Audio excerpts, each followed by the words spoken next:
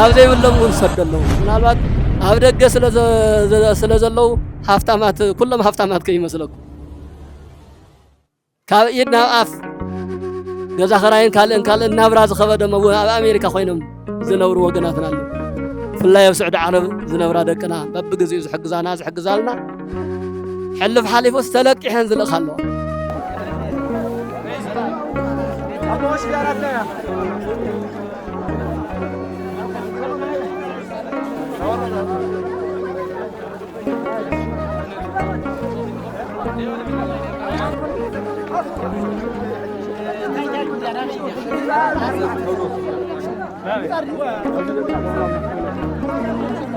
ትማልን ብቕር ትማልን ደሞ ኣብ መቐለን ብቕር ትማሊ ኣብ መቐለ ትማሊ ድማ ኣብ ዓዲግራት ከምዚ ኣብፅሕና ንእሽተይ ትምህርቲ የብና ኣከፋፊልና መፂና ንላሎም መዓንቲ ደሞ ናብዚ 125 ኩንታል ያው ብ1.5 1,500,000 ዝወደእ እዩ እስካብ መሳፈር እዩ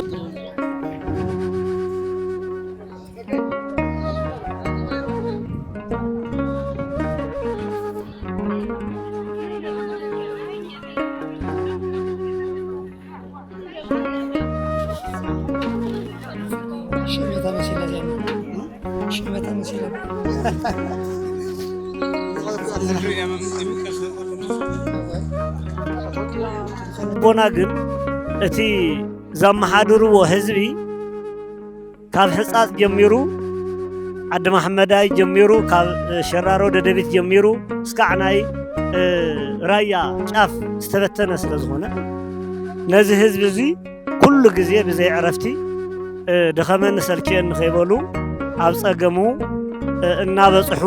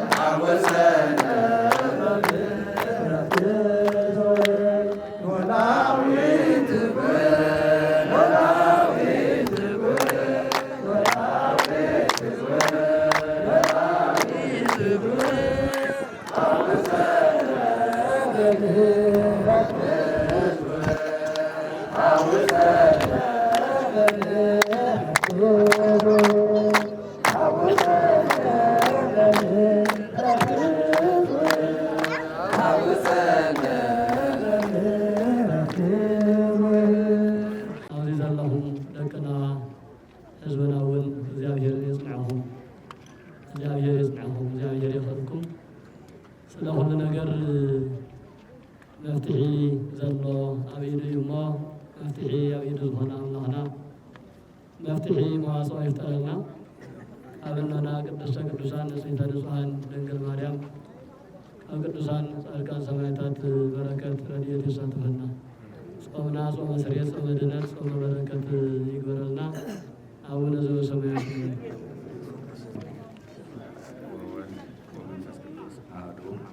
አሜን። ብፁዕ አቦና አቡነ ናትናኤል ናይ ምዕራብ ትግራይ ሃገረ ስብከት ሊቀ ጳጳስ ከምኡ እውን ናይ መንበረ ሰላማ ከሳቴ ብርሃን ኦርቶዶክስ ተዋህዶ ቤተክርስቲያን ትግራይ ላዕለዋይ ኣባል ኩላኻትኩም ኣብዚ ናይቲ IDP ኣመራርሓ ኣብ ዓብዪ ዓዲ ተንቤል ትርከቡ ኩልኩም ድማ ነዚ ፃውዒት ናይ ኣባታችን በረከት ከምኡ እውን መንፈሳዊ ትምህርቲ ክትሰምዑ ዝመጻኹም በስም እግዚአብሔር ኣምላኽና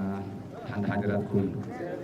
ኩሉ ግዜ ካብ ወዳ ካብ ፈጣሪ ኣዘይ ፈለያ ቅድስተ ቅዱሳን ድንግል ማርያም ሽም ሰማይ ሃገራትኩም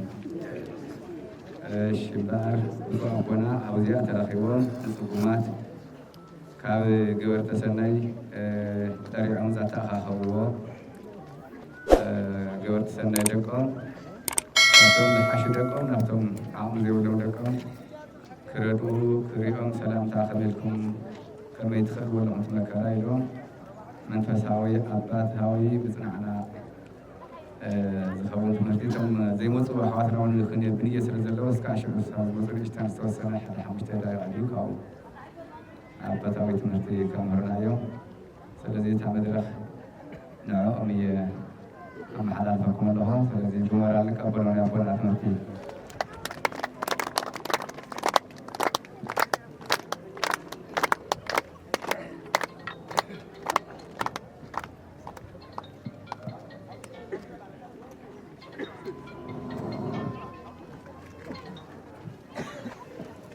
ኩላኻትኩም እስኪ ኢድኩም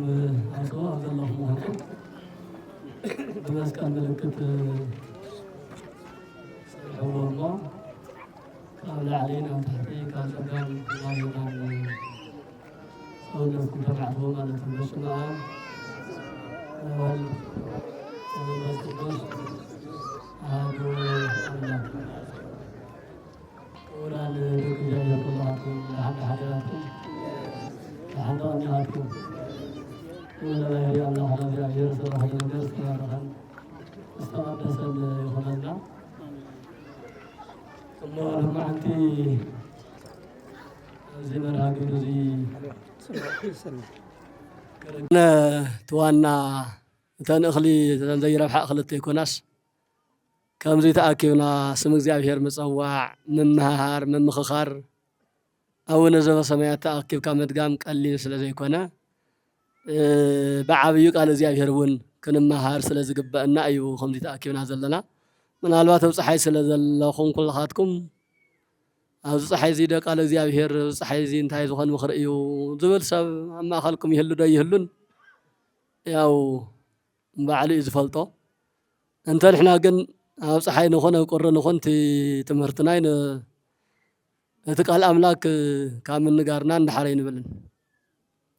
ኣብ ግዚኡ እውን ኣብ ዘይግዚኡ እውን መሃር ስለ ዝብል እቲ ቃለ መፅሓፍ እውን እሞ ንእሽተይ ን20 ደቂቓ ዝኣክል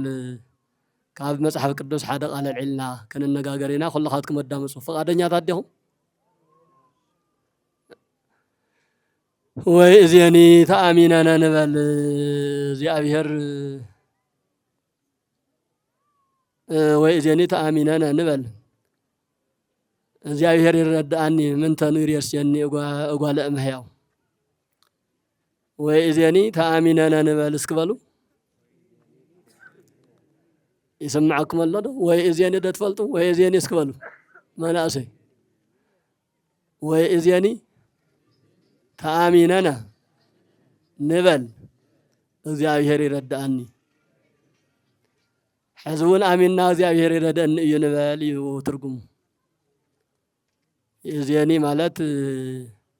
ሕዝቡን ዝሓለፈ ህይወት ኣሎ ካብቲ ዝሓለፈ ህይወት ንምቕጻል ደሞ ወተወስኸሉ ወይኒ ተወስኸሉ እሞ ተማሊ ከምዚ ነይሩ ተማለብ ጸገም ነይረ ተማለብ ካልእ ነይረ ሕዝቡን ግን ንምባል وزبل فيدل نوصل مالته وإذياني تأميننا نبال እግዚአብሔር ይረዳአኒ حزبون آميننا እግዚአብሔር ይረዳአኒ እዩ ንበል ይብል ብርሃነ ዓለም ቅዱስ ጳውሎስ ናብ ዕብራውያን ማሕበረሰብ ዘጽሓፎ መልእኽቲ እዩ ዕብራውያን 13 ቁጥር 6 ወإذياني تأميننا نبال እግዚአብሔር ይረዳአኒ من تنير يسيني أول أمهياو እግዚአብሔር ይረዳአኒ እዩ እግዚአብሔር ተረዲእኒ ዳ ሰብ እንታይ ከይገብረኒ ንበል ይብል እግዚአብሔር ከረዳአኒ እዩ እስክበሉ እግዚአብሔር ከረዳአና እዩ እንድሕር እግዚአብሔር ረዲእናማ ሰብ እንታይ ከይገብረና ከም አበሉት ብለላታ መጽሐፍ ግን ከምዚ አንተ ተብሉ ወይእዜኒ ተአሚነና አሚንና ኢና ከምኹንብ ዘለና ሰልና በቃል ጥራሕ ተይኮነስ ካብ ውሽጥና አሚንና እግዚአብሔር ክረዳአና እዩ እግዚአብሔር ክሕግዘና እዩ እግዚአብሔር እንድሕር ዝረዳአና እግዚአብሔር እንድሕር ዝሕግዘና ዳ ሰብ ዝበለን ተበለስ ዘአወጀን ተአወጀስ ዝተቃጸለን ተተቃጸለስ ዝተተኮሰን ተተኮሰስ እንታይ ክመጽእ ምክንያቱ ልዕሊ እግዚአብሔር ዝኾነ ነገር አለ ድዩ ልዕሊ እግዚአብሔር ዝኾነ ነገር ሪኢኹም ትፈልጡ የለን ሕዚ እቲ ጸገምና እቲ መከራና ዝበዝሕ ዝሰፍሕ ዝነውሕ ዘሎ ልዕሊ እግዚአብሔር ዝኾነ ነገር ስለ ዘሎ እንታይ ኮነስ ንሕና ብትሕቲ እግዚአብሔር ምንባር ስለ ዘይከኣልና እዩ እምነትና ካብ እግዚአብሔር ወፃኢ ናብ ሰባት ስለ ዝገበርና እዩ ካብ እግዚአብሔር ሓሊፍና ናብ ሰብ ስልጣናት ናብ ሰብ ሃፍቲ ናብ ሰብ ግዜ ነማዕድሞ እግዚአብሔር ድማ እስክበሉ ሞክርዎ መጀመርያ እቲ ብጎድኒ ተኣምንዎ ትብዎም ትብልዎ እስክሞክርዎ እሞ ብድሕሪኡ ናባይ መሊእኹም ናባይ መሊእኹም ዝተመለስኩም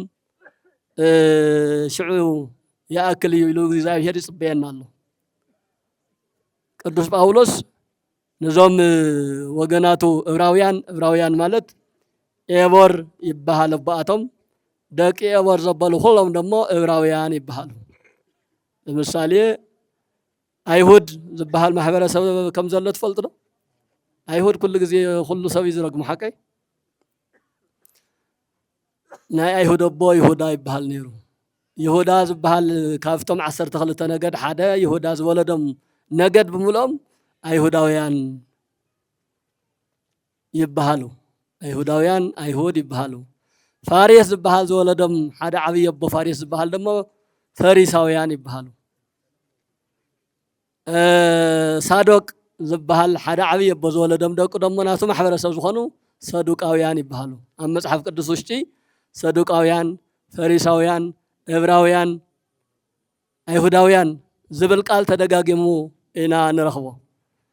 ንምንታይ እዩ በቦኣቶም ስለ ተጸውዑ ማለት እዩ ስለዚ ዕብራውያን እስራኤላውያን እዮም ናይ ሓደ ኤቦር ዝበሃል ሓደ ዓብይ ኣቦ ዝወለዶም ናቱ ነገድ ናቱ ማሕበረሰብ ዝኾኑ ዕብራውያን ይበሃሉ ስለዚ ቅዱስ ጳውሎስ በሃይማኖት ዝመስልዎ ብዘርአ ሐረግ እውን ወገናቱ ዝኾኑ እዩ መጽሓፍ ዝጽሕፍዎ ዕብራውያን ዝበሃል መጽሓፍ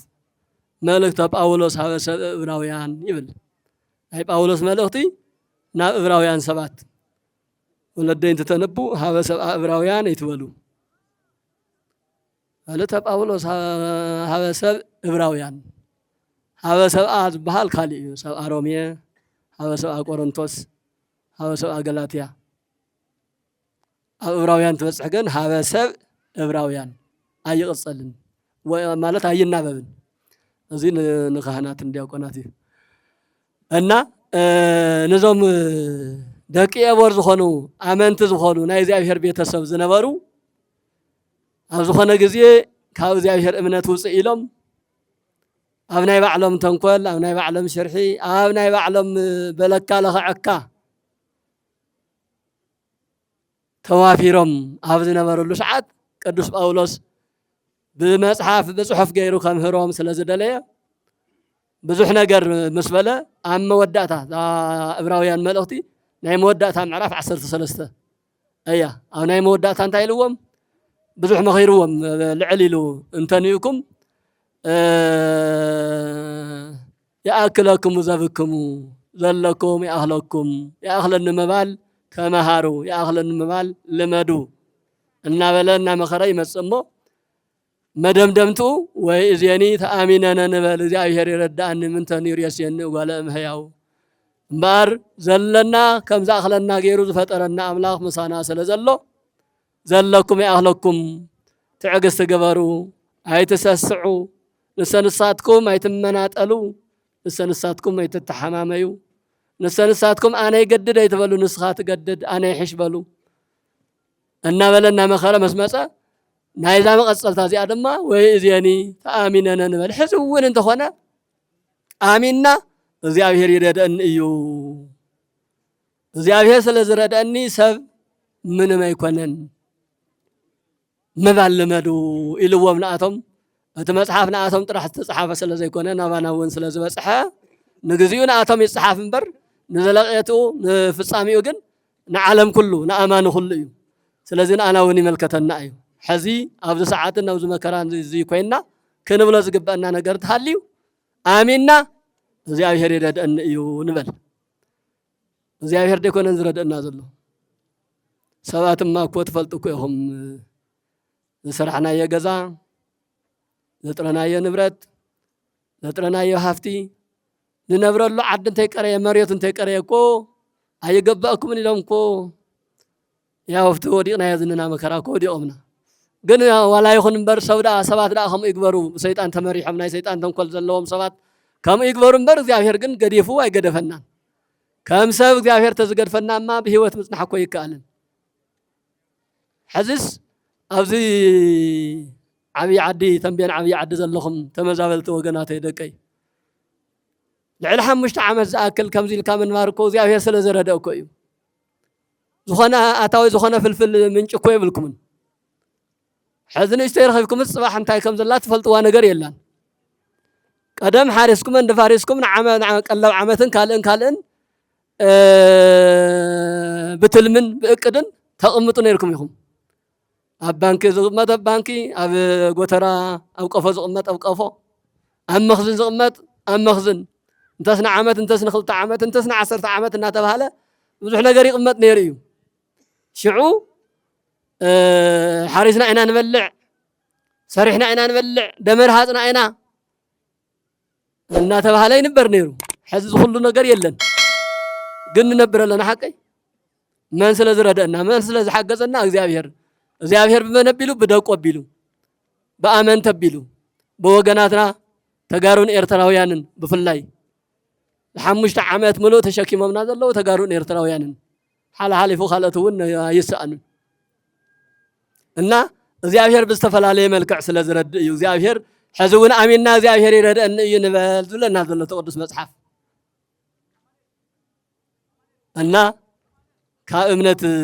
ኣይንውፃእ ኣይንነቃነቕ ኣይንሕፈር ኣይንፍራሕ እግዚአብሔር ንሓዝ ደቀይ ሓፊሩ ኣይፈልጥን ኣብ እግዚአብሔር ርዳእታ ኣብ ጽላል እግዚአብሔር ዝተቐመጠ ሓፊሩ ይፈልጥን እቶም ኩሎም ቅዱሳን ወለድና ጻድቃን ሰማዕታት እንብሎም ሰባት ብዝተፈላለየ መልክዕ እንተጋፍዕዎም انت قرفوهم انت أسروهم انت ساددوهم انت مزابلوهم እግዚአብሔር الله إلهم سلازة أمنوا እግዚአብሔር حيزهم سلازة قعزوا بزحلف حليفة موت هوت جن تاريخهم كسحزلوا نوعلتم كوينو مثلا أنا كواس أمالودنا صليولنا أنبلنا نمحصنهم نمنتايو እግዚአብሔር ረዳኢ ሓጋዚ እግዚአብሔር መራሒ ጎዳና ምዃኑ ፈሊጦም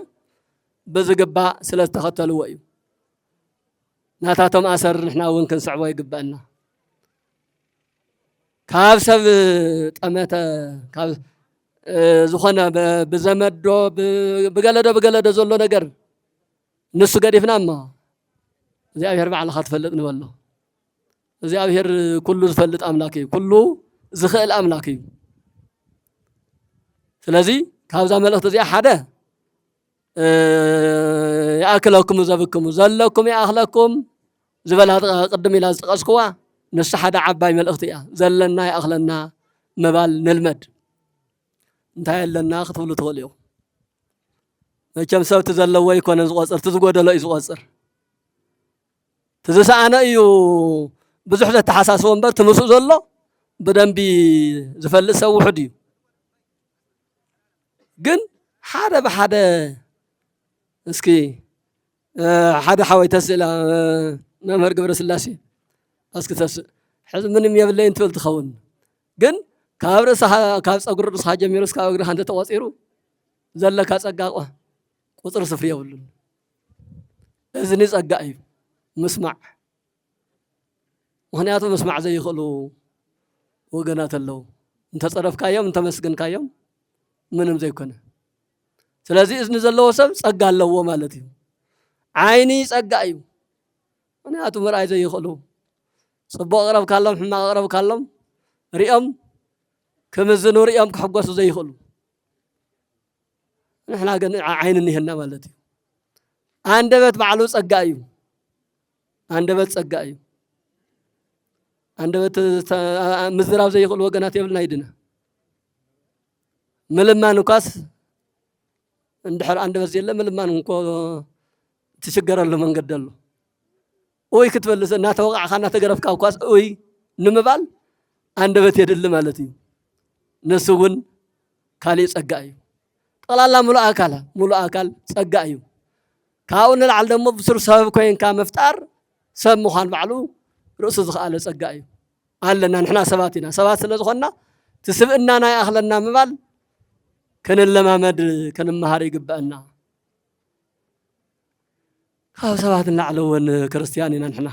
مرقط كالي امنس زلو وين كل يخلي كم هنتات جن زمن زي تمكرانا وكريستيان برو كالي بزح مزات خرس جبري مثلنا كريستيان مخان بعلو صقايو نمنتاي እግዚአብሔር አሜኑ ናይ ክርስቶስ ሰብ ምዃኑ ፈሊጡ ስለ ዝጓዓዝ ዋላ በመድሪ አመሬት እንተጸገሞ ኣብ ሰማይ ዓድ ከም ዘለዎ ስለ ዝኣምን ንሕናሲ ዓድና ኣብ ሰማይ እዩ ኢሉ ቅዱስ ጳውሎስ ኣብ ካሊእ መልእኽቱ ዓድና ኣብ ሰማይ እዩ ኣብዚ ምድሪ ብዝተወሰነ መልክዕ ክንንገላታዕ መከራ ክንረክብ ንኽእል ኢና ግን ድማ ዝበለፀ ዓዲ እግዚአብሔር ዘዳልዩልና ኣሎ ምክንያቱ እግዚአብሔር ዝሕግዘና እግዚአብሔር ዝረድአና ዝፈጠረና ኣምላኽና ኣብዚ መከራ እዚ ክንነብር ተይኮነስ ንዝተወሰነ ግዜ ኣብዚ ጸኒሕና ኣብዚ ኮይና ግን መስግናን ኣሚንናን ጸኒሕና ኣብ ሰማያዊ መንግስተ ሰማያት ዝበሃል ዓዲ ኩሉ ግዜ ብርሃን ኩሉ ግዜ ሓጎስ ኩሉ ግዜ ምስጋና ኩሉ ግዜ ዝማሬ እምበር ካብዚ ወፃኢ ካሊእ ጸገም ዝበሃል ዶ ማይ ክፍሊት ዶ መብራህቲ ክፍሊት ዶ እንታይ ዝበሃል ዘይብሉ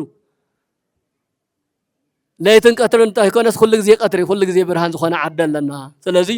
እዚ ዘለና ህዝቢ ስለ ዝኾንና እቲ እዚ ዝሃበና ኣምላክና እዚ ንኽህበና ተስፋ ዝሃበና ኣምላኽና እዚ ከውርሰና ነዚ ጽበየና ኣምላኽና ሒዝና ስለ ንጓዓዝ ትዘለና ያኽለና ምባል ንልመድ ትዘለና ያኽለና እናበልና ደሞ ዝጎደለና ምድራዊ ነገር እኳ እንተሃልዩ ግዚያዊ ረሃብ ግዚያዊ ጥሜት ግዚያዊ ዕርቃን ግዚያዊ ምምዝባል ዝኾነ ብሰባት ዝግበር ሽርሕ እኳ እንትበጽሐና ወይ እዜኒ ተኣሚነና ንበል እግዚአብሔር ይረዳእኒ ኣሚንና ረዳኢ ሓላዊ ኣምላክ ከም ዘለና ኣሚንና እግዚአብሔር ይረዳእኒ እዩ እግዚአብሔር ምሳይ እዩ እግዚአብሔር ምሳይ ተኾይኑ ደሞ ሰብ ምንም ኣይኮነን ሰብ ንእሽተይ ዓቕሚ ስለ ዘላቶ በታ ንእሽተይ ዓቕሚ ብዙሕ ነገር ክገብር ይኽእል እዩ ከምቲ ተጌርና የኒና ክገብር ይኽእል እዩ እዚ ዝከሓድ ነገር ኣይኮነን ነገር ግን ኩሉ ነገር ሓላፊ ምዃኑ ንኣምንን ንፈልጥ ኢና ኩሉ ሓላፊ እዩ ማለት እቲ መከራ እውን ሓላፊ እዩ እቲ ሃፍቲ ንብረት እውን ሓላፊ እዩ መልክዕ ቁመና ስልጣን እውን ሓላፊ እዩ እቲ ተዋሪድካ ምንባር እውን ንሱ ሓሊፉስ ከቢርካ እትነብረሉ ግዜ እውን ከምፅእ ዝኽእል ኣምላኽ ስለ ዘለና እዚ ኣሚንና እግዚኣብሔር ይረድአኒ እዩ እግዚኣብሔር ምሳና ምዃኑ ኣሚንና ተጽናዕኒዕና ክንነብር ይግብአና ዝብል መልእኽቲ የኽበኩም ደልየ ኣብዚ ፀሓዚ ኮይንኩም ካብዚ ንላዕሊ እንተኸይደ ካብታ ውህብቶስ እታ ፀሓይ ዘወቕዐትና ገዲዳትና ከይትብሉ እቲ ትምህርቲ ኣብዚ ይኣኽለና ብስሩ ግን ብሓቂ እውነት ክብለኩም ኣይንጨናነቕ ክኸውን ዝግብኦ ነገር ምዃኑ ይተርፍን ሞትም ተመፀ ካሊእም ተመፀ ኣይንጨናነቕ ዝመፅእ ነገር ብፀጋ ንምቕባል ድልዋት ንኹን እንተመፀ እኮ ዓርዩ መፂኡ እንተተባሂሉ እኮ ሞት እዩ ካሊእ እኮ ይመፅእ ሞት ደሞ ኣመንቲ እንተኾይንና ክርስቲያን እንተኾይንና ምስ እግዚኣብሔር ብእግዚኣብሔር ሕጊ ንጓዓት እንተኾይንና ናብ ዝበለፀ ቦታ ኢና ንኸይድ ሕዚ እኮ እቲ እምነት እናጎደለ እቲ ስነ ምግባር እናጎደለ እቲ ናይ ውሽጣዊ ማንነት ናይ ሰብኣዊ ማንነት እናጎደለ እዩ እምበር ሞት እንተመፀ ገለ እንተመፀ እኮ ክብሪ እኮ እዩ ሒዙ ዝመፅእ ሞገስ እኮ እዩ ሒዙ ዝመፅእ ብዝበለፀ እግዚኣብሔር ኣምላክካ ክትፈልጥ እኮ እዩ ዝገብረካ እና ብዝኾነ ብዘይኮነን ኣይትጨናነቑ ጠሚና ኢልኩም ኣይትጨናነቑ ዓሪቕና ኢልኩም ኣይትጨናነቑ ካባኹም ዝገደደ እውን ከም ዝህሉ ገምቱ ካባኹም ዝገደደ ካባና ዝገደደ እውን ከም ዘሎ ምንም ዘጠራጠር ኣይኮነን ካብ ኣነ ኣብ ኳስ ሕመራ ዝነበረ ህዝቢ ናብ ሱዳን ዝኸደን ናብ ትግራይ ዝመፀን ማዕረ ኣይኮነን ኣብ ሱዳን ዘለዉ ደቅና ኣብ ሱዳን ዘለዉ ወገናትና ካብ መጠን ንላዕሊ ተጨኒቖም ካብ መጠን ንላዕሊ መማረፂ ዝሰኣንሉ ኩነታት ተፈጢሩሉ በቲ ዘሎ ኣብቲ ዓዲ ዘሎ ኩናት ይኹን በቲ ኣየር ፀባይ ዘሎ ሙቐት ሃሩር ይኹን በቢ ሳምንቱ በቢ ወርሑ ዝውላዕ ናይ ሓዊ ቃፀሎ ቁፅሪ ስፍሪ የብሉን መከርኦም ዞም ደቅና ካብኡ ቀፂሉ እውን መንፈሳዊ መንገድታት ምስ እግዚኣብሔር ንክኾኑ ቃል እግዚኣብሔር ንክሰምዑ ዘመቻቸወሎም ኣካል እውን የለን ቤተ ክርስቲያን ክስዕሙ ደልዮም እኳስ ቤተ ክርስቲያን የብሎምን ክቆርቡ ክሰግዱ ክቆርባ ክሰግዳ ደልየን እኳስ ኣብ ሰዓቱ ኣብ ቀረባ ቤተ ክርስቲያን ሃልይወን ክቆርባ ክሰግዳ ዘይኽእል ኣዴታትና ደቅና እኒዋ እንተንእሱ ንሕና ግን ኣብ ዓድና ኢና ዘለና ኣብ ዓዲ ኮይንኩም ዘለኹም ቀሲልኩም እኳ ጭንቕ እኳ እንትብለኩም ቤተ ክርስቲያን ከይድኩም ምስ እግዚኣብሔር ወጊዕኩም ትምለስሉ መንገድታት ብዙሕ ዘፀግም ኣይኮነንና ኣይትጨናነቑ ካባና ዝገደደ ከም ዘሎ እውን ገምቱ እዩ እቲ ክብሎ ዝደለኹም ብዝኾነ ሎማዓንቲ ከምቲ መእተውየይ ዝበልክዎ ኣብ ደገ ዘለው ወገናትና ለይቲ ምስ ቀትሪ ንኣና ክሕግዙ ናይና መከራ ናይና ጥሜት ናይና ዕርቃን ናይና ስደት ካባና ንላዕሊ ንኣቶም ይስምዖም ሕልፍ ሓሊፉስ ኩሉ ብዙሕ ግዜ ተናጊረ ኣለኹ ተለቂሖም ተይቀረየ ዝሰዱ ደቅና ኣለዉ ብዙሕ ግዜ ሰብ መሃብ ምምፅዋት ከመይ ከምዚ ምፅዋት ዝፈልጥ ሰብ መብዛሕትኡ እንታይ እዩ ዝብል ካብ ዘለካ ምምፅዋት እዩ ዝመስሎ ጥራሕ ካብ ዘይብሎም እውን ዝሰዱ ኣለዉ ምናልባት ኣብ ደገ ስለ ዘለው ሃፍታማት ኩሎም ሃፍታማት ከይመስለኩም ካብ ኢድ ናብ ኣፍ ገዛ ኸራይን ካልእን ናብራ ዝኸበደሞ ኣብ ኣሜሪካ ኮይኖም ዝነብሩ ወገናትና ኣለዉ ፍላይ ኣብ ስዑድ ዓረብ ዝነብራ ደቅና በቢግዚኡ ዝሕግዛልና ሕልፍ ሓሊፉስ ተለቂሐን ዝልእኻ ኣለዋ ተለቂሐን ዝልእኻ እና ካብቶም ኩሉ ግዜ ስደትናን መከራናን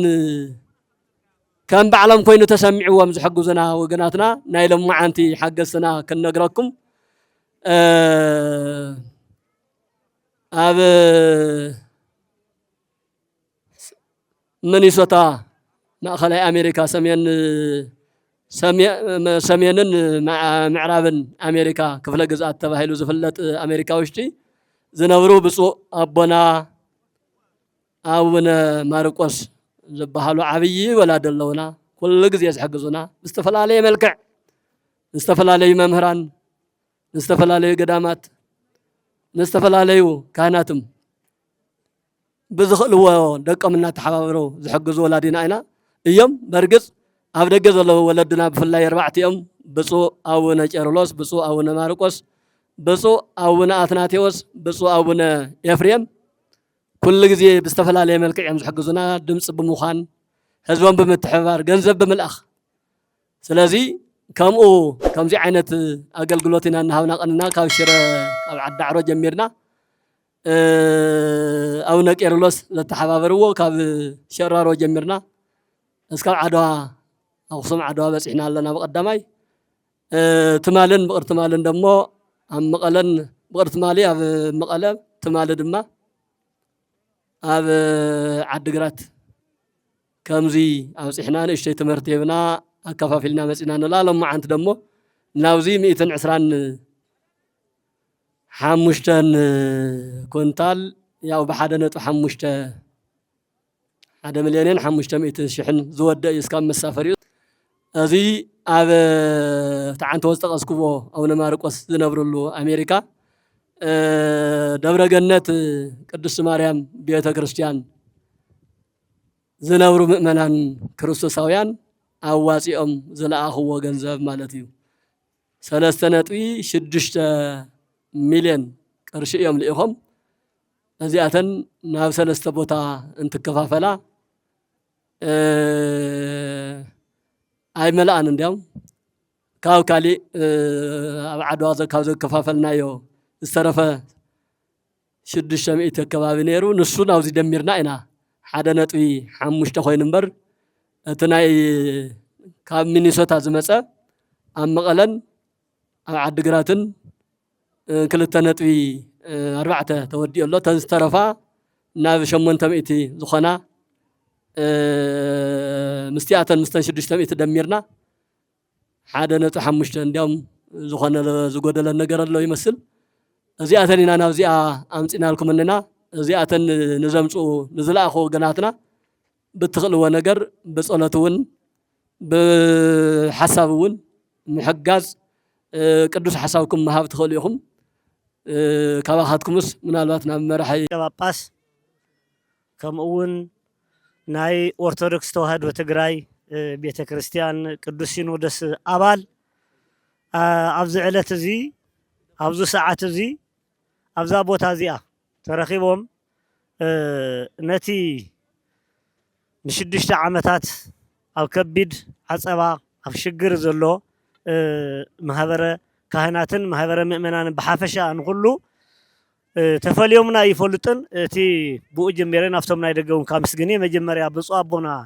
ካብቶም ኣብ ትግራይ ዘለዉ ሊቃነ ጳጳሳት ፍልይ ዘብሎም ሓደ እንታይ እዩ እቶም ካልኦት ብፁዓን ሊቃነ ጳጳሳት ኣብ ሓደ ሃገረ ስብከት ውሽጢ እዮም ዘለዉ ማለት በብሃገረ ስብከቶም ተመዲቦም ስለ ዝኾኑ ናይ ሰሜን ትግራይ እንተኢልና ሕዚ ኣብ ሽረ እዮም እቶም ብፁዕ ሊቀ ጳጳስ ናይ ምብራቕ እውን ተበልና ናይ ማእኸላይ እውን ተበልና ከምኡ እዩ። ብፁዕ ኣቦና ግን እቲ ዘመሓድርዎ ህዝቢ ካብ ሕፃፅ ጀሚሩ ዓዲ ማሕመዳይ ጀሚሩ ካብ ሸራሮ ደደቢት ጀሚሩ እስካዕ ናይ ራያ ጫፍ ዝተበተነ ስለ ዝኾነ ነዚ ህዝቢ እዚ ኩሉ ግዜ ብዘይ ዕረፍቲ ደኸመን ሰልክየን ንኸይበሉ ኣብ ፀገሙ እናበፅሑ እናምሃሩ ትናይ ዓንተዎ ትምህርቲ ኣነ የደጉመን ግን ሓንቲ ቃል ጥራሕ እንታይ እዮም ኢሎም እግዚኣብሔር ይረድአና እዩ እስክበሉ ኢሎም ኣምሂሮምና ኣለዉ። እግዚኣብሔር ይረድአና እዩ ምክንያቱም ተዘይረድአና 6 ዓመት የመ ተቐመጥናን ኢሎም ኣብርሂሙና ኣሎ። ተዘይረድአና እግዚኣብሔር ኣብ ሰባት ሓዲሩ 6 ዓመት የመ ተቐመጥናን ምክንያቱም 6 ዓመት ሓሪስና ይኾንና ንምገብ ዘለና ሰባት እዮም ካብ ኣፎም ገዲፎም ዝህቡና ዘለዉ። ነዚዩ ደሞ እንደገና መተሓባበር ያድልዮ እዩ ፀገም ናይቲ ህዝቢ ናብ ደገ ዝነግር ያድልዮ እዩ። ስለዚ ብፁዕ ኣቦና ነዚ ህዝቢ እዚ ክኾኑ ኣብቲ መከራ ግዜ እግዚኣብሔር ናዓና ስለ ዘዳለወልና እግዚአብሔር አቀድምና እናመስግኖ نوام وين دخمني سلشين كيبلو كم زي عينة ناي مكرا جزي حليفوس أفتا استمد دولة هاجر السكت كفيلهم كم توم قالوا تلك أنا وباسات اتهز من ناخذ قالوا تخرج كمبر نسوم قطرن ليتن كاب قلت عارفهم أفتا استمد دولة هاجر السكت كفيلهم نزهز بزي خناديون كم يروحون زياغر ناي سلام زمان يمصلنا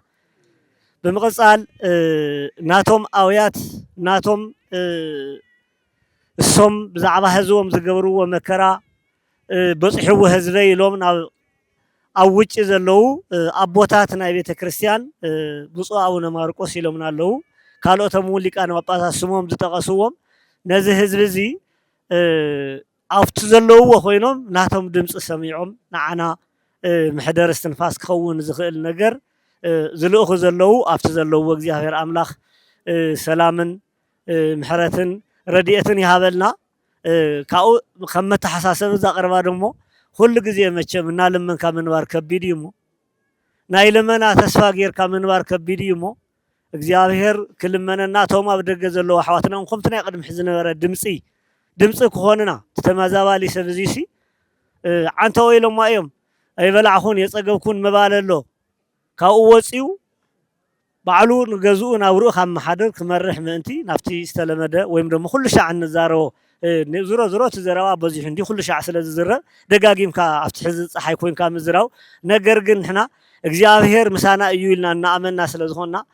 ከይሰልከና ሕዝውን እሳተምውን ከይሰልከዩ ናፍቲ መዕረፊና ንክንምለስ ክሕግዙና ኩሉ ሻዕ ካብና ይልመና ባዕልኻ ሰሪሕካ ትነብረሉ ቦታ ንክንኸይድ ቦቱ ዝከኣል ትሕቲ እግዚአብሔር ሓገዝትና ክኾኑውን መፀዋዕታይ ኣሕልፍ ኣብ መወዳእታ ሳልሳይ መልእኽቲ እንታይ እዮም ኢሎምና ዘለው ብፁዕ ኣቦና በታ ዘላትኩምስ ንእግዚአብሔር ኣመስግንዎ ኢሎምና ኣለው በታ ዘላትኩም ሰዓታ ዘለኻያ መዓልቲ በታ ዘለኻያስ ንእግዚአብሔር ኣመስግኑ ዓይኒ ዘይብሎም ሰባት ኣለው እዮም ምስማዕ ዘይስእኑ ሰባት ኣለው እዮም ምንቅስቃስ ዘይስዕኑ ሰባት ኣለው እዮም ምድህሳስ ዝሰኣኑ ሰባት ኣለው እዮም እስኻ ግን እንድሕር ትንቀሳቀስ ኮይንካ እንድሕር ትድህስስ ኮይንካ እንድሕር ትርኢ ኮይንካ እንድሕር ትሰምዕ ኮይንካ ዓብይ ጸጋ እዩ እሞ በታ ዘላትኩም ጸጋ እውን እግዚአብሔርኩም ኣመስግኑ ኢሎምና ኣለው እዚ እውን ሓደ ዓብይ ሓበሬታ ኣባታዊ መልእኽቲ መሓላሊፍና ኣለው እሲ ክንቅበል ክንኽእል ኣለና ሓንቲ ሰው ዛበልዋ 6 ዓመት ሙሉእ ዝሕግዝና ዘለው ከም ፖለቲካ ጌርኩም ከይትሕዝዎ ኣነ ናይ ሃይማኖት መራሒ እየ 6 ዓመት ሙሉእ ዝሕግዝና ዘለው ግን ተጋሩን ኤርትራውያንን ኢሎም ኣብዚ እውን እንታይ ይኸምኡ ገይርዎም 6 ዓመት ሙሉእ ዝሕግዝና ዘለው ዝብል ክትሓስቡ ይግባእ ምክንያቱም እቲ ህዝቢ ሓደ ቋንቋ ዝዛረብ ብንግስተ ሳባ ዝምራሕ ዝነበረ ብኣብርሃ ወኣፅብሃ ዝምራሕ ዝነበረ ብሃፄ ካሌብ ብሃፄ ገብረ መስቀል ዝምራሕ ዝነበረ ሓደ ህዝቢ ናብ ካሊእ ፖለቲካ ስለ ዝደለኹ ይኩንኩን ኣነ ከምኡ 6 ዓመት ዝሕግዝ ዘለው ተጋሩን ኤርትራውያን ድሕር ኮይኖምስ ናብኡ ዛግደዶም እንታይ እዩ ዝብል ነገር ግን ውሽጥና ክንሓስብ ክንክእል ኣለና ብፁዕ ኣቦና ብድጋሚ ያቀኒልና ክብሪ ይሃበለይ ኣቦና ኣቡነ ናትናኤል ኣብ ክላስ ኣብ ተንቤን ዓብይ ዓዲ ዘሎ ተመዛባላይ ብተደጋጋሚ መፅኦም ገውንዮም ዘይሮም ፀጎም ሪኦም ዘምፅኦምልና ዘሎ ሓገዝ ብናይ ባዕሎም ፃዕሪ ድኻምን ስለ ዝኾነ እንቋዕ ብሰላም መፁ እንቋዕ ድማ ናብዚ ሎማዓንቲ ዝካየድ ዘሎ መርሃ ግብሪ እንቋዕ ፅሕና ይብል ብምቕፃል ያው ብፁዕ ኣቦና ወለድና ኩሎም ወለድና ኣብ ጎኒ ህዝቢ ትግራይ እዮም ኣብ ጎኒ ህዝቢ ምዕራብ እዮም ወለድና ኩሉ ግዜ ብቴሌቪዥን ንከታተሎ እንተዳ ኮይኖም ኣብዚ ጉዳይ እዚ ልዕሊኦም ዳ ከይዛረብ እምበር መስዋዕቲ ዝኸፍሉ ኣካላት እዮም ዞም ሰባት እዚኦም ዞም ወለዲ እዚኦም ስለዚ ዞም ወለዲ እዚኦም ሎሚ ጥራሕ ዘይኮነስ ኣብ ኩሉ ከባቢ ናይ ተመዛበልቲ ማእኸል እናዞሩ ከምዚ ዓይነት ሓገዝ እናሃው ህዝቢ ትግራይ ድማ ንዓዱ ክምለስ ንዝምልከቶ ኣካል እናጠርዑ እዮም ዝርከቡ ካብዚ ንላዕሊ ቃልሲ የለን ዞም ወለዲ እዚኦም ብክብርነቶም እግዚአብሔር ከዓ ክሰምዖም እዩ ስለዚ ልዕሊ ኩልን ቅድሚ ኩልን ሕዚ እውን ሰጢንኩም ክትቃለሱልና ዓዱ ክምለስ ተመዛባላይ ሰሪሑ ክበልዕ ክቡር ኣቦና እውን أبوتهم أتيهم معراب باريكم كنت مرحنا هنا نعنا نصبه نمنا أبز حلفون كور ربنا أبا أونا سلامة كم تازيا بحمد بصحي كرت زلو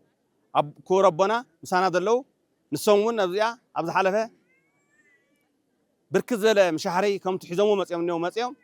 نبركز زل تقوم رديهم كيدم يوم حزون زي مسيا الله بدمر جن كورات ولدنا وزلهم بيتا كنتون نايز أكل سجن يتخافل تخينكم كوربهم كوربنا كمزي اللهم الله وجنهم مالو عبي مران حواني يمه كرعتي خصم عنا زقبا تغالي عفت جزي هاي قتل بزحون الحردران وحب الكاون كتب بلاش لا تدخل عاوزيه كلاستر تنبين عبي عدي بيتا كنتن نايم محدار أكلاتن إيرين قوانتن كويننا أنا نصرح تنابيبنا زلوا تأجم حبرنا هنفتحنا نقالس بيتكنت هناتين ناي شواتات ويكعا ناي منقستي هناتين زبهال نجر يلن تنابيبنا ترددينا إنا نصرح بو مسرتون بيتكنت كم حنتي IDB ويكعا وردا غيرنا إنا تن أبونا زصدر لنا زمثل إخلي كله تكهن تعلم كله تصوت الله خف الله كم تزولوا تنحنا ونزورنا أي ممر حقن أفتكهن وانت تلتقم زول كهن معريا أفتقم زول كهن كدميا بقولوت بتقم كدميت كصنع الله تكهن أفتي هزون كم عملتي ما كاميرا قسم تساعد أبي يكون مرعايز أبي يكون استفلا لي تقم هذا اللوم من ميلكم أمصلنا نايلنا كوربنا مساونا تكوتا بصا أبونا مساونا تحقوشنا ناي بصا أقونا تسأل ملكافنا بتعم تحقوشنا من هنياتو باروهوتيو تأخلي بزحين واحد يكون حدا تأخلي بزحيو كلاي باروهوتيو سلازي كم تزولوا نحنا ون تهزي بقدم يمس نقورنا دولهم كم جايلهم عفون مقالن تدولوا أو كلهم تدولوا مزنقعة تهزنا أنا عبدنا أنا ندول ممهر قويتم أنا عيدول كم دي لنا تناونا أنا أننا مو تلوم أنت ممصوص بغيو بمسرت أفتي بصوبنا ون ردوه قور ومن أنت تعرض لنا ننّي على الوردان إن عيتن عيد بزي أصل ذلوا كان بنية مالتي أو هوانا ون سريس قلصن يا كلاستر تنبين عبي عد حكام ملوقات تحلف نجار يلان كعين هزي حزن حنا أنت عينا قرنا كم معراب تشعة وردانا ذلنا كم معراب قلت أخوان قلنا حنا تمازولا أيو كاب السودان كمل لا تجراي كده ما كارتو مبر السودان دنورو حزي عبي عدلو تعقيهم من قصي فلتهم عالم فلتو تحت هاديو بعد من الكبابي طرف ذلنا إيرتراك شاف حزي تملسون اللويهم مبرا إيرو بالكبابي قالوا لا مالت كاب كله إثيوبيا بتجراو نتم تمازولو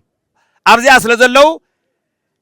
بصوبنا ناي كله صلوتن وهوتن كو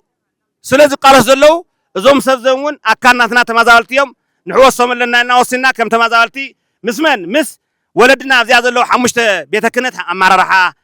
ناي تشعتين وردا 4 5 أمر رحا بدمر مس كل هذا ترى تناينا نا خدنا نا نبر أو كلنا هو ترى ما بزام زيان ما حد رسلنا بزينا خيرنا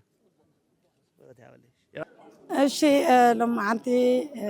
بقدميها كلهم ناوزي زحجزكم أمريكا من يفستا تركوا عدمت إنهاكم قدميها نزجوركم وحجز تعمين أنا مسجد أوزي تريهم لهم كاستفلا لي بطاطا تفنق إلى مسيم أبشكر وديكم زلوا وجنات يحجز تغيرنيو زيون نحدنا تحمشت مليون زجمات تعرف لحد 7 كيلو ناتوهاوى لحمشت 100 تعديل له وزيجن أوزي لا تفنق على بتعمي بالصحيو بيشلفا مالتي تواهي ولا قد وزي بهوت نادي حنا تصنحون دجنا التحدله خلي حاجزنا تجبرهم ناتجبر يشجعر للمبر بتعمي خبيدي بتلاقي خز بتعمي بحدقات ميتي زلوا أنا خايف زلنا نزجوركم حاجة تعمينا أنا مسكين خزون قصلوا وزحت عديتات مسلم يكون كريستيان يكون كله يو أو زي تصاطفني أو زي حاجة زي ብጣዕሚ ግን ብችግር ወዲቁ ዝነበረ ኢና ደቁ ምብላዕ ኣብ ዘይከኣለሉ ደረጃ ንደቁ እንጀራ ቆሪሱ ክህብ ኣብ ዘይከኣለሉ ደረጃ እዩ ዘሎ ማለት ቶም ደቁ ኳስ ኣብ ትካልና እዮም ልዕሊ 4500 ህፃናት ዝበልዑ ዘለዉ ንውላዱ ኳስ የኾነይ ሽኳይ ንባዕሉ ክበልዕ ማለት እዩ እና ኩልኩም ዝገበርኩሞ ገንዘብኩም ኣብዝሐዮ ብደቅኩም ተሓጎሱ ከምዚ ዝሰማዕኽዎ እውን ብፁዕ ኣባታችን ኣቡነ ናትናኤል ኣብ መቐለ እውን ኣብ ዓዲግራት እውን ተውሂቡ ሰሚዕ ኣለኹ ካብቲ ዝተለኣኸ ገንዘብኩም ማለት እዩ ብሳልሳይ ላውዚ ኢሎም መዓንቲ መፂኦም ዓዲሎም እኒአው እቲ ሰብ ተሓጒሱ በተለይ ቅድም ክብል ኣብ ምሻሕሪ ኣብ ምሸላ ዝነበረ ሓንቲ ኣዶ ኣፍቲስ ዋይ ብጣዕሚ በሊዓቶ ዘይትፈልጥ ዓይነት እያ ተሓጒሳ ሓድሽ ነገር ኮይኑዋ ማለት እዩ ጣፍ ንመጀመርታ ግዜ ኢላ ጣፍ ንመጀመርታ ግዜ ማለታ ግን ኣብ ገዛ ግን ኣብ ዓዳና ሃለወት ሕመራ ብዙሕ ትበልዕ ነይራ ከዚ ግን ኣብ ምሻሕሪ ኣብ ምሸላይ ስለ ዝነበረት ሓድሽ ኮይኑዋ ትጣፍ ምስ ረኣዩ በቃ ከምዚ ዓብዪ ተስፋ እዩ ኮይኑዎም ዘሎ ዋላ ውሒደን ምስቲ ዘሎ በረከት ማይ ኣእቲኻ ታንጀራ ንኽትብርክተለን ኢለን እየን ኣሕዋትና ያቀኒየልና ዕድመ ጥዕና ይሃብኩም ብደቅኩም ተሓጎሱ ጠምየ ውሊዕኩም ንዝበለ ቃል ኪዳን ኢኹም ፈፂምኩምሞ ዘለኹም ኣነ ያው ኣብዚ ከባቢ ዘሎ ኣነ ምስክር እያ ጥሜት ሓደጋ ዘለዎ ህፃናት እውን ብጥሜት እዮም ዓበይቲ እውን ብጥሜት ኣዴታት ብጣዕሚ እየን ጥወን ደም እየን ዝነትዕ ዘሎ ደቀን ጠውወን ዘለዉ ንምንታይ እዩ ማይ ሰትየን እኽሊ በሊዐን ስለዘየውርዳ ኣለዋ ፀባ ትቆልዓ ይነክሰን ጥወን ትንከሳት ኣለዋ ኩለን ይቆስላ ላብ ሓደጋ ካንሰር ይቃልዓ ላብ ሕማም ይቃልዓ ስለዚ ወገን ንወገን ምሕጋዝ ድማ ሓደ ብስሩ ናይ ሕሊና ዕረፍቲ እዩ ዓብዪ ነገር እዩ ናይ ሕሊና ዕረፍቲ እዩ ዝረክብ ዘሎ ኩልና ደገፍትና ዕድመ ጥዕና ይሃብኩም ብደቅኩም ተሓጎሱ ናበልና ንዝገበርኩም ሓገዝ ብጣዕሚ ኢና ነመስግን ዓብዪ ተስፋ እዩ ሓደ ኩንታል ን4 እናተማቐለ እዩ ዝኸይድ ዘሎ ከምዚ ንሪኦ ዘለና ብጣዕሚ ኢና ነመስግን ቀፅልሉ ያው ልዕሊ 6 ዓመት በዚሕኩም እዩ ግን ምንም ክግበር የኸኣለይ ክስልችወኩም የብሉ ፅድቂ መሃብ ደስታ እዩና ንዝገበርኩሞ ኩለኩም ዲያስፖራ ደገ ዘለኹም ብምልእኹም ኣብ መላእ ዓለም ትርከቡ ያቀኒየልና ኩሉ ግዜ ኢኹም ትድግፉሞ ክሳብ መጨረሻ እስካዕ ናብ መረበቶም ዝኸዱ ኣዶ ባዕላ እንጀራ ጋጊራ ባዕላ ዓዳ እስካዕ ትህብ ኣቦ ሰሪዑ ንውላዱ ባዕሉ እስካዕ ልዕንግል እስካዕ ናብ መረበቶም ዝኸዱ ደገፍኩም ኣይፈለ ኢና ንብል ክብረት ይሃበልና ናይ ብፁዕ ኣባታ ህዝቢ ጥራሕ የተሓጎሰይ ብፁዕ ኣባታችን ኣቡነ ናትናኤል ደስ ናበሎም መፅኦም ጥርሖም ትመፁ ተለዉ ገፆም ይኸፍኦም ሒዞም ተመፅኦም ሎማዓንቲ ግን ካብቲ ሰብለ ፈገግታ ካብኦም ለደስታ ሙሉእ እኳ ተዘይኮነሎም ግን ትዘሎ በሊዕሎም ሕጉስቲ ትብል ተሎ ዓብዪ ሓጎስ እዩ ተሰሚዕዎምና ናይ ብፁዕ ኣባታችን ኣቡነ ናትናኤል ድማ እግዚኣብሔር ከም ሙሴ ደቅኻ ሒዝካ ኸይድ ደቅኻ ሒዝካ እተው እስካዕ ዝብሎም ካብ ጎድኖም ኣይትፈለይዎም ናቶም ጸሎት በረከት ድማ ኣይፈለይኩም ኣሕዋትና ያቀኒየልና መላእ ዓለም ዘለኹም ምክር يقنيلنا 25 كيلو تعبنا يقنيلنا بركة أخون إبراهيم قدينا إبراهيم ستيت حمارة طبو تسمعني طبو تسمعني 25 كيلو تعبنا طبو تسمعني رمضان حزب رمضان طبو